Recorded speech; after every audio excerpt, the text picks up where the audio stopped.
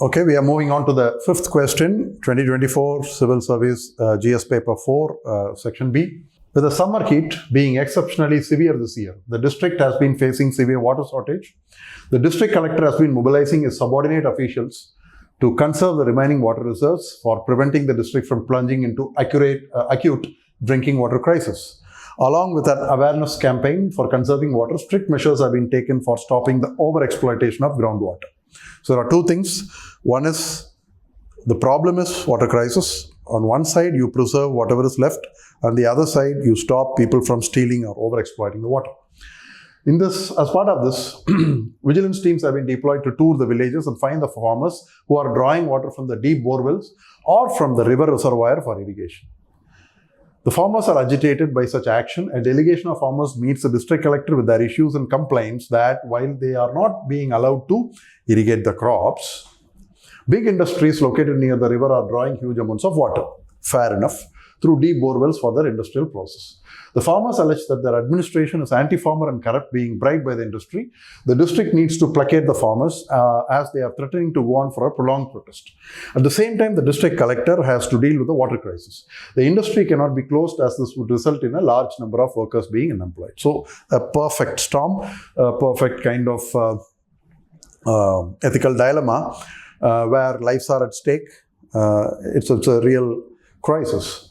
The questions are: discuss all options available to the district collector as a district magistrate. The first one and the second one overlap. What suitable actions can be taken in view of mutually compatible interest? I think such action should be part of the options. Anyway, we will try to manage it. Third one, what are the potential administrative and ethical dilemmas for the district collector?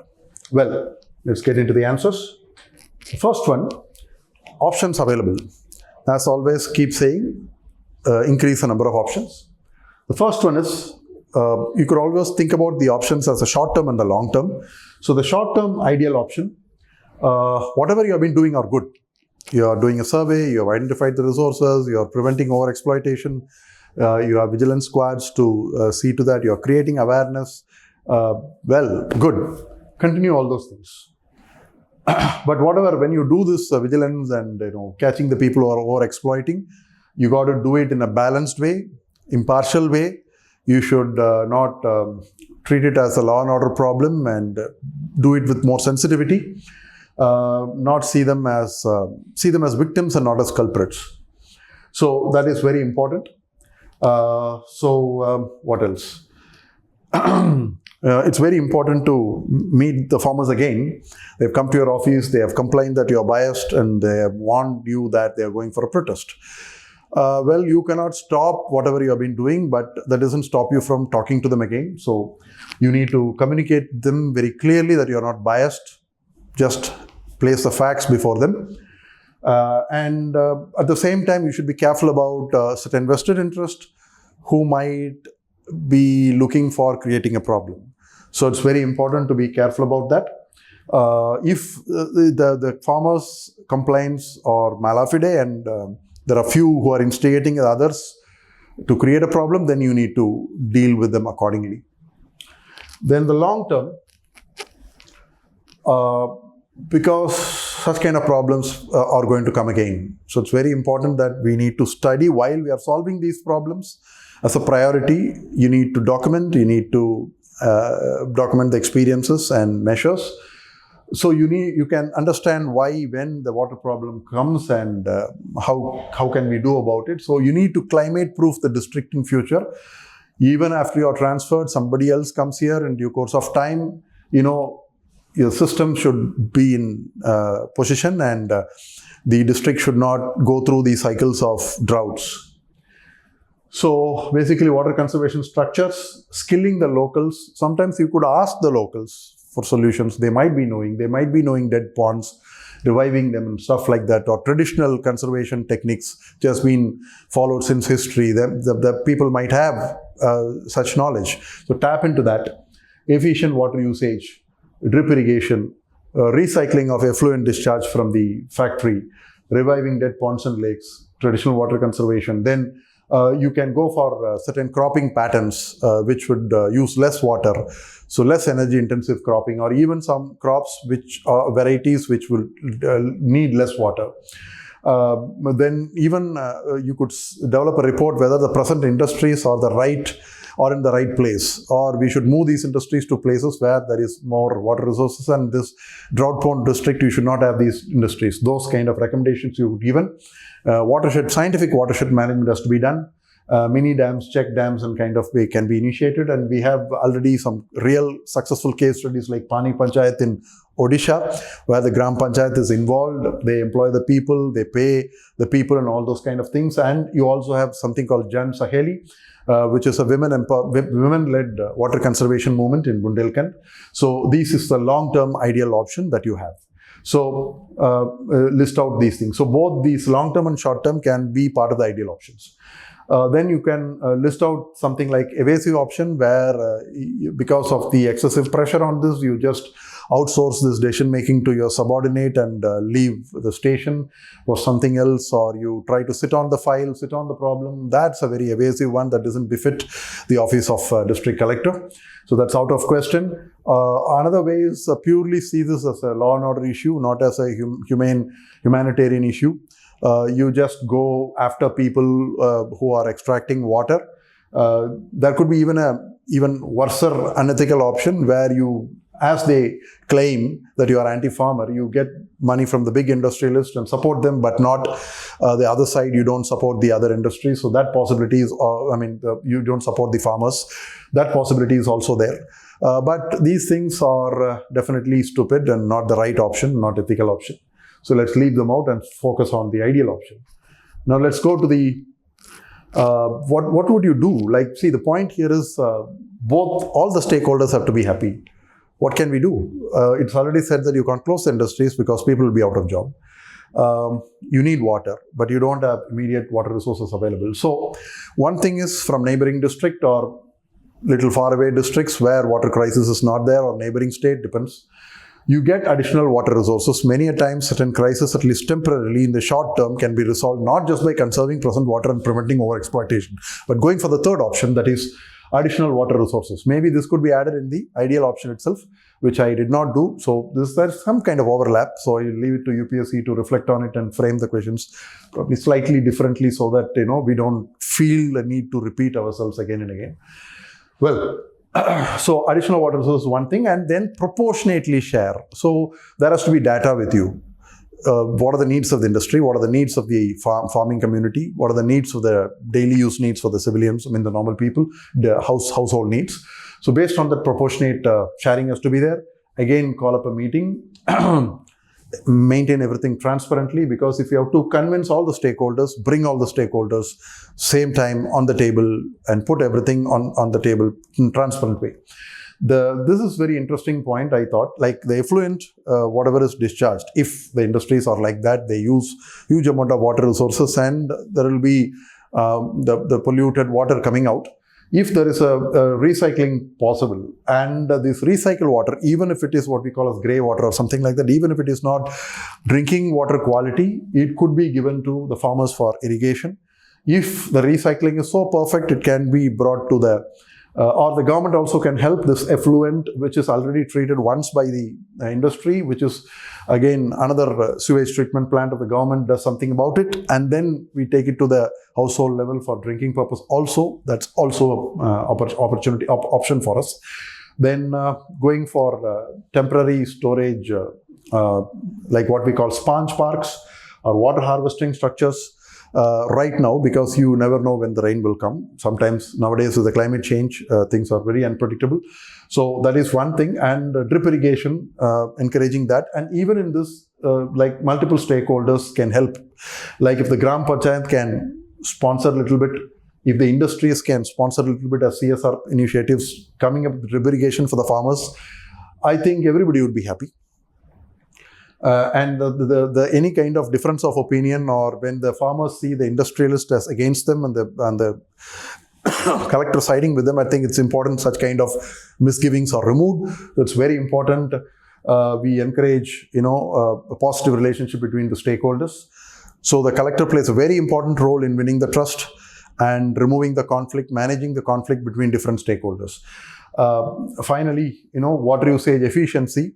Not only the farmers community by drip irrigation, but also from the industrial level, is it possible? There's one more possible, like, let's not close the industry.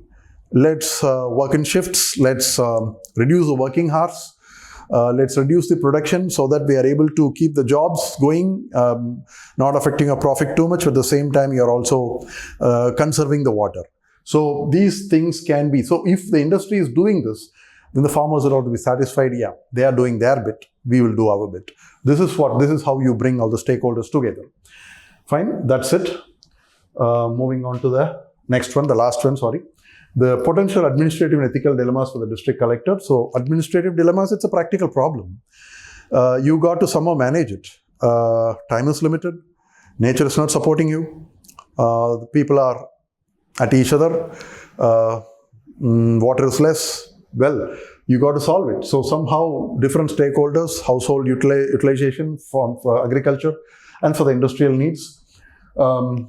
And so it's a drought-like condition. You have to be very fast and somehow find these things. There are two problems. One is a potential riot kind of situation. So if the farmers go on protest, it might escalate into a conflict where some kind of, damage of the industries, factories, or damage of the vehicles of the factories, anything can happen. Any kind of violence and some kind of deaths or some kind of property damage is going to exacerbate the situation. So we need to be potentially looking forward to solve the law and order problems too. So here, this is the administrative practical problem. Moving on to the ethical kind of thing. We are accountable to all. Government is for everyone. It's not for more for one and less for others. So we need to take care, particularly in the district, if there are disadvantaged communities, poor households, small farmers, I think it's very important to prioritize their needs just because their needs are more. But otherwise, we are for everyone. The government is for everyone. So accountability, we have to maintain impartiality towards all of these people. And if something goes wrong, we are morally responsible for loss of lives. Loss of lives can happen just because of drought-like condition, like drinking water, lack of drinking water availability, or those kind of things itself can cause enough suffering or even loss of life. So here, ethically, the problem is you have to be ethical. What means do you use? How do you talk to these people? What kind of vigilance action do you recommend? That is one thing, and ultimately, how do you satisfy the needs of all these three stakeholders? So all these things are equally important. So that is the fifth question. I am moving on to the next question, the last question, the sixth one. Question number 6, 2024 Civil Service Mains, GS Paper 4, Section B. Dr. Srinivasan is a senior scientist working for a reputed biotechnology company known for its cutting-edge research in pharmaceuticals. He is heading a research team. He's a senior scientist. He's heading a research team working on a new drug aimed at treating a rapidly spreading variant of a new viral infectious disease. Probably something like Mpox, something like COVID. So it's spreading fast. It's also spreading fast in the country. The number of cases in the country is increasing. So definitely it's a medical emergency. There's a huge pressure on Dr. Srinivasan's team to expedite the trials of the drug. There is a significant market for it. But the company seems to be in a hurry, not because it's going to save lives, but probably because it's going to make it a lot of money. And the company wants to get the first mover advantage in the market. So obviously from the script, we can understand that the company is more focused on profit. During a team meeting, some senior team members suggest some shortcuts for expediting the clinical trials for the drug and for getting the requisite approvals. A part of shortcuts, there is manipulation of data, where we leave out the negative results, and selective reporting of positive results, completely giving up on the process of informed consent, using compounds, because for developing a medicine, not just the main drug, but other drugs like solvents, whatever might be required. So you use, to save time, you use a compound developed by a rival company. Of course, you steal it, okay? Because it's patented. So you have 3 violations in this. One thing is manipulate data. Second one is violate informed consent. Third one is steal a patented drug. I don't know what kind of advisors are these fellows. So Dr. Srinivasan is not comfortable taking such shortcuts. At the same time, he realizes meeting the targets is impossible without using. So he's not a very naive guy. He knows. He is very practical. He understands the pressure. He understands the pragmatic limitations. But he is not very comfortable, heeding to this advice. So what would you do in such a situation? So whether it is Srinivasan or you got to do what's the right thing, what's the ideal thing. We will discuss what it is and various options and consequences, and data ethics and drug ethics, how it's important in saving humanity. So we'll discuss one by one. First one, I would register my protest and refuse to adhere to these suggestions, because these are not one, it is not even subtle, they are real crimes. Potentially, inviting extreme negative consequences. But you could register your protest in a polite manner, in a professional manner, convey the dangers of such an approach, not just because it's bad or it's unethical, because sometimes when we keep telling that it's a bad thing to do, people won't get it. You got to tell them what dangers, real dangers, leave the good or bad action, what the real dangers could happen if a path of action is chosen.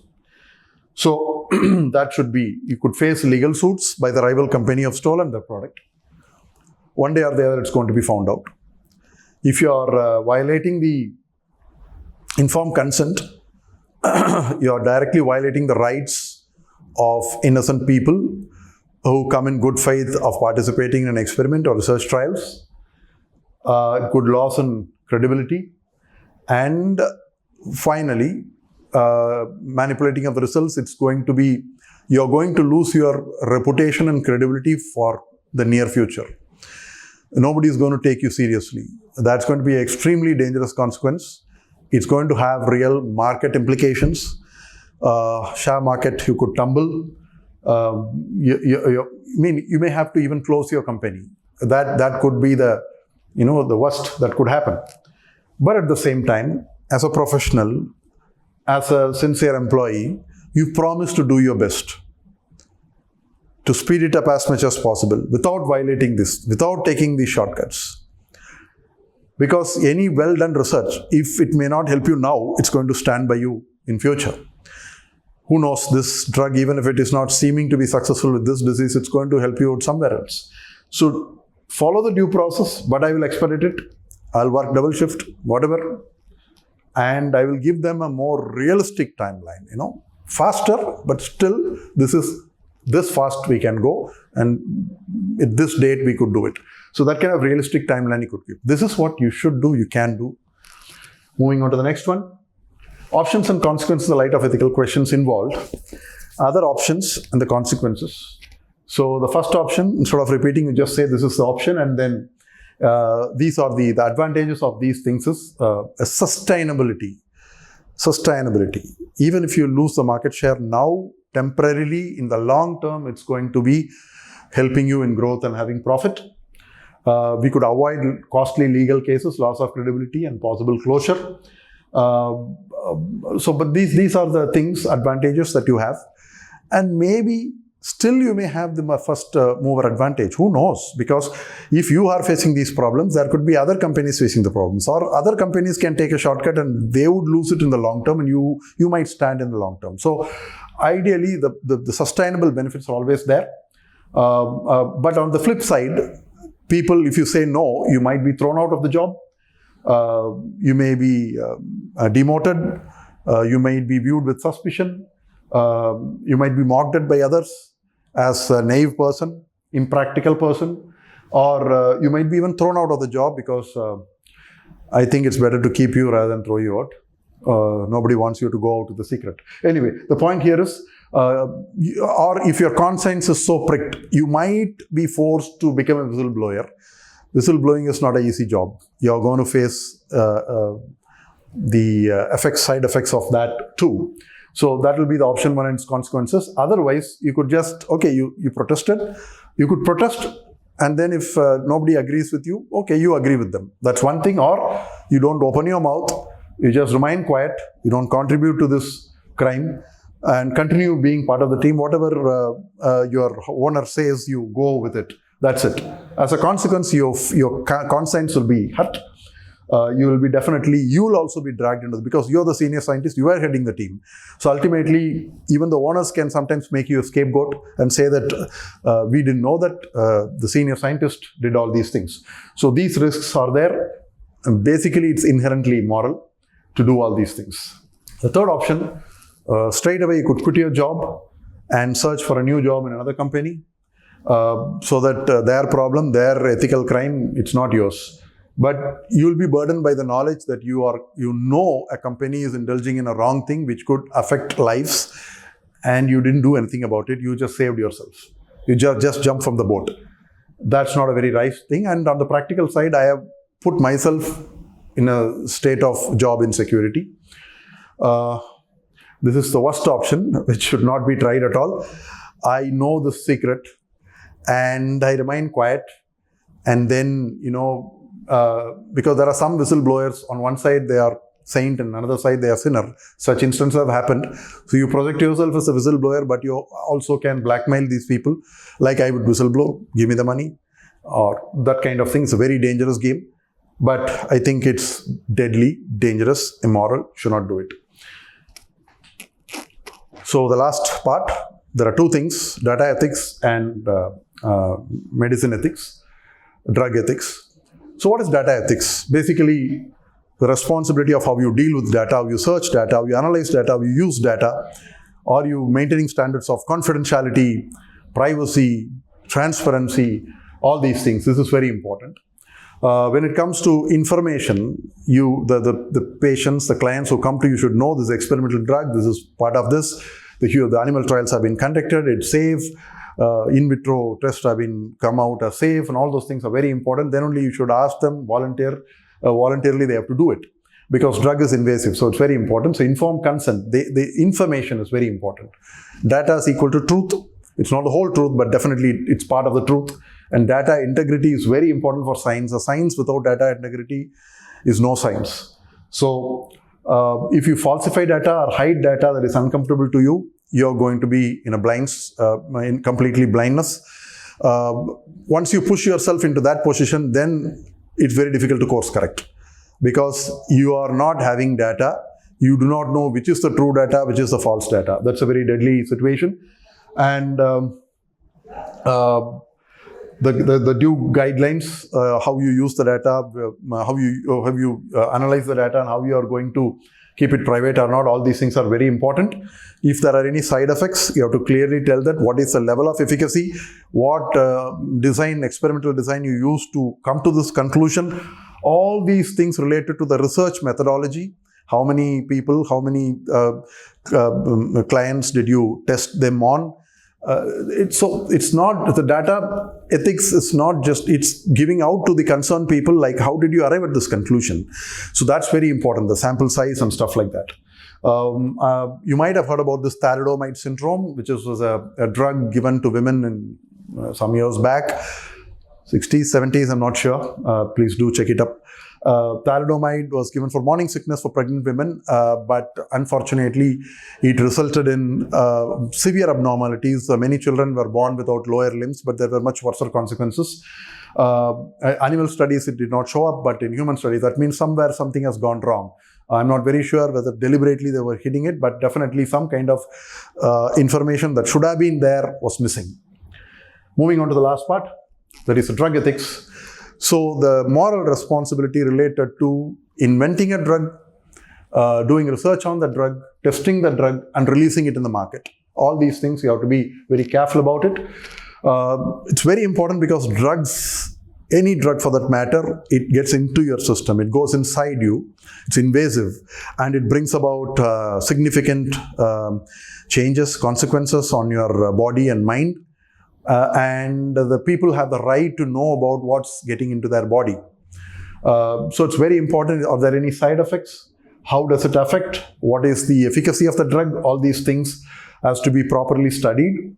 The scientists themselves, the companies employing them, the medical representative who go and talk about these drugs to the doctors who will be prescribing it, the pharmacists who would be selling this. All these things are bound by drug ethics. So many a times, invention of a drug should not be prioritized by profit. That is important. Of course, coming up with a new drug is so expensive. But we need to find ways to make it sustainable. And if the humanitarian needs, as in this case, a rapidly spreading virus, I think if you should not put profit over because it's a global problem. And a lot of people going to be who are not rich enough to afford it also. So it's very important that profit is not the only thing when it comes to invention of a drug. And the scientific process to be followed without bias. Animal studies should precede human trials. Informed consent is mandatory. And if there is anything goes wrong, if because of the mistaken research or oversight, if there is some loss of life or some damage happened, fair compensation has to be paid. You have to own up for the problem, and the drug has to be withdrawn. If there are side effects, then you need to clearly tell that things. Recently, I came across an article where pharmaceuticals by the name Enroll, they were penalized by the government for making a false claim. So they said that, of course, they were given certificate, they were allowed to produce a drug, their research was accepted, but when it came to marketing claim, they claimed something for which the sanction was not given. So that was a slightly hyped up claim, it seems, or at least that is not the purpose of the drug. The drug was something else, and what they were putting in that marketing kind of spin was something else. So please read upon it. You are free to use any examples. I have just chosen these two examples, but please do choose your own example. So that's it from me. Thank you. So you could follow me on Telegram channel, Jalal the Ethicist. That's it from me. I'll be moving on to section A in near future. Thank you.